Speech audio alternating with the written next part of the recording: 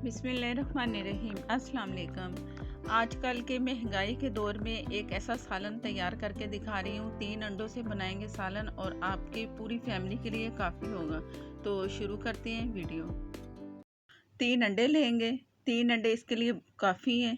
अगर ज़्यादा करना चाहें तो आपकी मर्ज़ी है। दूध इसमें जाएगा 3 टेबलस्पून। एक अंडा हो तो 1 टेबलस्पून दूध काफ़ी होता है, तो 3 इसमें गए। लाल मिर्च पाउडर है हाफ़ टी से भी कम, थोड़ा सा।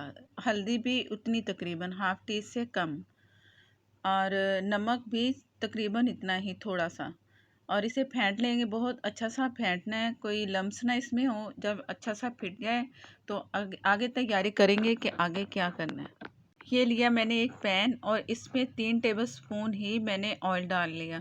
अगर आप मक्खन से या देसी घी से बनाना चाहें तो भी बन जाएगा। अंडा डाल दिए इसमें और इसे चम्मच से चला चला के अंडे को पूरा कुक कर लेंगे। हर तरफ से इसको उतारेंगे, साइडों से। और जो अंडा आएगा कच्चा अंडा, वो अगली साइड पे आके कुक होता जाएगा। इस तरीके से तमाम अंडा हम फ्राई कर लेंगे।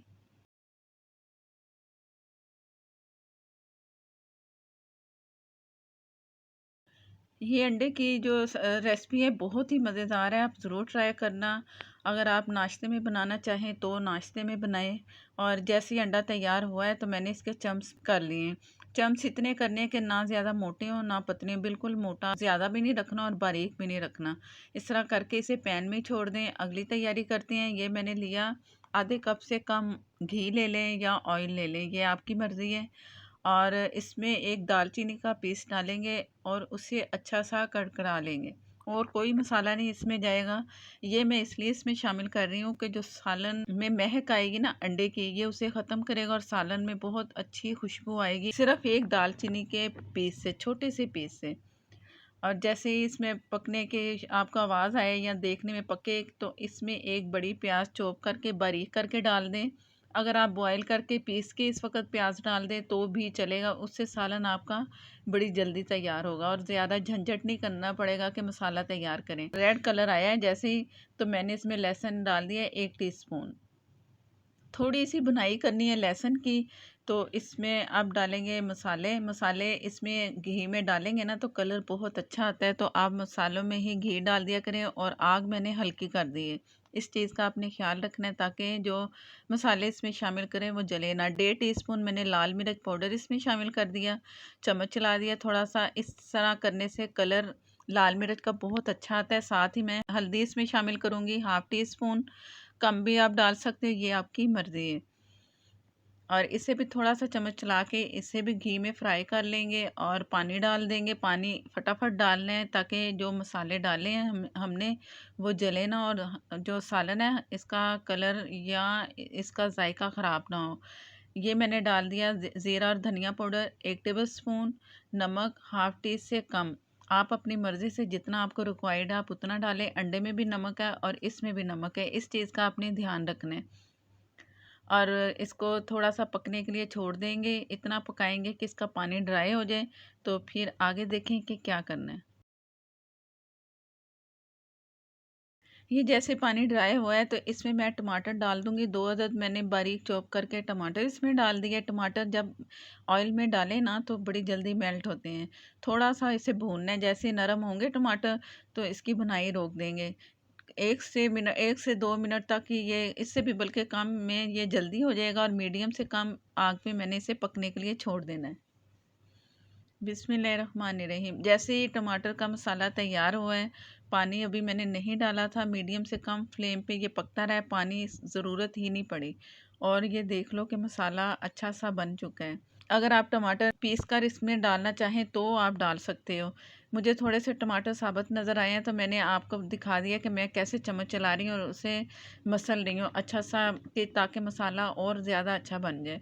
दही इसमें जाएगी 2 से 3 टेबलस्पून। आप दही शामिल करें, चूल्हा हल्का करें और तब दही इसमें शामिल करनी है।